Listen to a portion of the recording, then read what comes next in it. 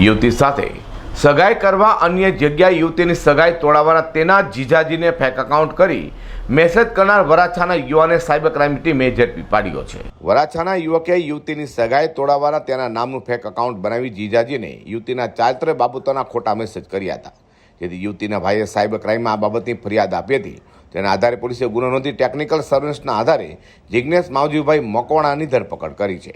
આરોપી હીરાના કારખાનામાં નોકરી કરે છે। પોલીસે આરોપી જિજ્ઞેશ મકવાણાની પૂછપરછ કરતા તેને કબૂલાત કરી હતી કે વરાછામાં રહેતી 24 વર્ષીય યુવતીની પરિવારને સગાઈ નક્કી થઈ હતી। યુવકની યુવતી સાથે સગાઈ કરવાની ઈચ્છા હતી, જોકે પરિવારની તેની સાથે સગાઈ કરવાની ઈચ્છા નહોતી।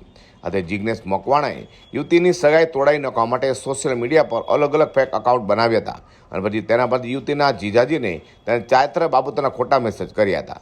યુવકને એવું હતું કે આવા ખોટા મેસેજ કરીશ તો યુવતીની સગાઈ તૂટી જશે, જોકે યુવતીએ આવા મેસેજને કારણે સાયબર ક્રાઇમમાં ફરિયાદ આપી હતી। આથી પોલીસે ગુનો દાખલ કરી તપાસ કરી અને તે આરોપીને દબોચી લીધો છે। અઝર કુર્સી સાથે પ્રકાશવાળા।